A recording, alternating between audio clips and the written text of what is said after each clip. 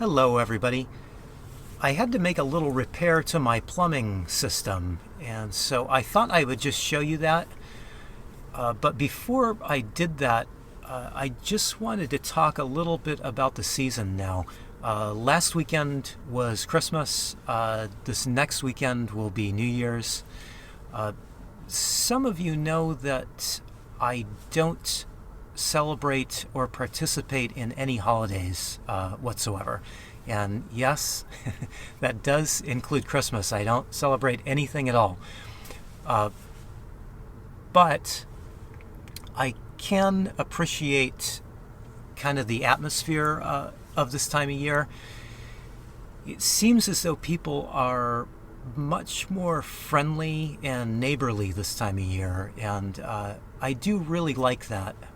And I really kind of hope that at some point we can have more of that throughout the year, and not just a few days a year that this is a holiday and this is a time to be neighborly and friendly. So I just want to say that. But I do enjoy the holidays for another reason, and that is because I do work a full-time job, and work's not getting any easier, I don't think, if you work a full-time job. And so I do enjoy having a day off here and there, and also a shortened day here and there. And so I did try to take advantage of having some time off here around Christmas time. And then I'll get a little more time off this week around New Year's time. So that's kind of nice, and I do like that. So I kind of look at holidays as being a vacation of sorts. So however you choose to spend your holiday, hopefully it's with friends or family. I hope you have a very good one. And I hope next year is also going to be a very good one for you. So I had one problem I needed to fix, and then while I was at it, I thought that I would tackle my water storage, which has kind of been bugging me lately. So the problem actually stemmed from how I plumbed in my water pump. So that is my water pump back here. Now, I used to have it mounted on this kind of support wall that supports the sink here. Because it was mounted here, and because it was basically set up the way it is now, that it was sucking water out of my water container from the back here, I had this big kind of long curly Q of a pigtail of a hose that ran from this side and then kind of snaked around and over and hooked up here to this barb fitting, which goes to this piece of PEX pipe that I use as a kind of a suction pipe that goes into my water container. The problem with that long piece of hose that ran around here was that it was starting to collapse on itself. So when the hose would collapse in on itself, the issue it was causing was it was starving the pump of water, and when that happens, the pump would make a really loud either knocking sound or banging sound. And at first, several months ago when I first had moved into the van, and it did this, at first I was really concerned about being stealthy, thinking somebody outside of the van was going to hear it. Later on I realized, one, I don't really need to be all that stealthy, and two, you actually can't really hear it outside of the van, but inside of the van it's really loud. And that was really being an issue, becoming an issue with me, because I'm not a morning person, and the last thing I wanted to hear first thing in the morning is a bunch of loud knocking, coming from my pump in the van, because it kind of echoes around here in my uninsulated van. So this is a little better look at that piece of hose that I have used. This is a supposedly drinking water safe RV hose. So made by Camco. I bought it at Walmart in the RV section. I just bought a regular hose, chopped it up, and then used it as the connection pieces. This is the pressure side of the system. So in back there, that is coming out of the pump, and then it feeds this little T, which sends water up that hose and to the faucet on the sink. The other end of the T here feeds my shower head. So now on this side of the system, I have the absolute opposite problem as on the suction side. Because this is the pressure side, which is only, I think, about 60 psi, it is starting to make the hose here expand, and it will eventually burst. I've had to replace this piece of hose before.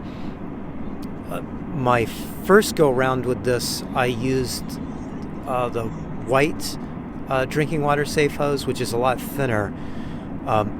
Because that hose is a lot thinner, it didn't last very long. Well, a few months later, I went back and bought this much thicker blue hose, and it's lasted much longer, but I will eventually have to replace this side.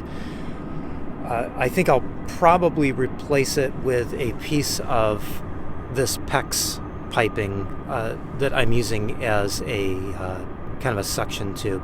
So what I did to try to solve the problem of the hose collapsing in on itself was just remove as much of the hose as I possibly could. So as you can see there, I just have a few pieces of hose, which I accomplished by putting a couple of 90-degree elbows in line here, and then just attach them with some hose clamps. Those 90-degree elbows are just little barbed hoses that are actually made for PEX piping, and they say you're only supposed to use them for PEX, but I found that they work quite well. They were like the perfect solution for what I needed. So this has worked really well, because being that these pieces of hose that I have are so short, they're not short enough to collapse in on themselves, and then I don't get the problem that I was having. So while I was fixing up and cleaning up my kind of messy plumbing, original plumbing, I thought I would try to tackle the thing that was kind of bugging me, which was my water storage. So you can see here I'm using a 5-gallon bucket now. This is a drinking water safe plastic. It is high density polyethylene. So polyethylene is the safest plastic to use. Polyethylene doesn't use any BPA or BPA like chemicals in its manufacture. So it's generally regarded as the safest plastic there is. But I will point out that I don't drink water that is stored in this jug. I never have. I've just used this water that is from the sink for cleaning up and washing up, dishes and things like that.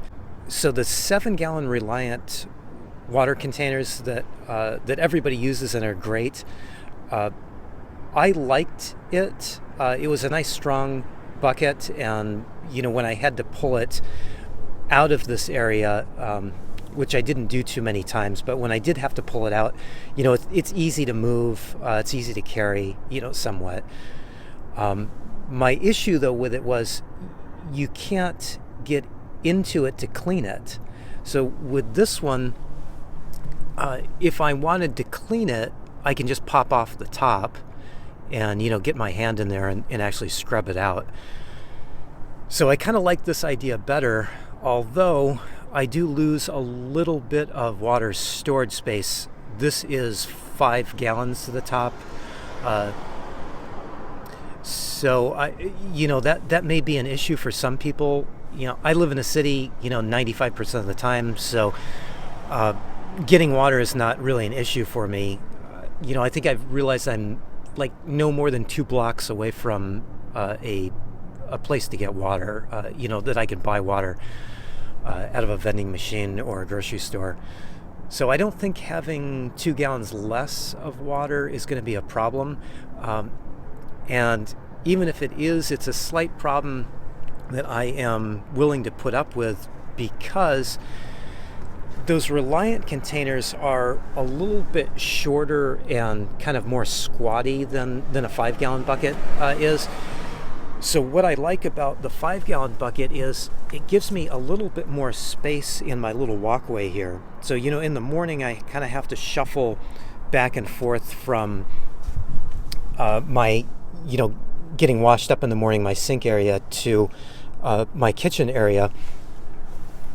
And this actually gives me just a few more inches of space, because the 5-gallon bucket kind of tucks back in under into this little sink cabinet that I have, better than that 7-gallon container did. So I kind of like that. Oh, don't mind my unmade bed. So I kind of like that about this bucket, and just the fact that I'll be able to clean it out by hand, I think is kind of a strong selling point for me. So just in case you're wondering, it wasn't all work and no play for me this weekend. There was a little group of us that went out to Joshua Tree National Park, and we had a nice little hike and a picnic. So it was really the perfect ending to a very relaxing weekend.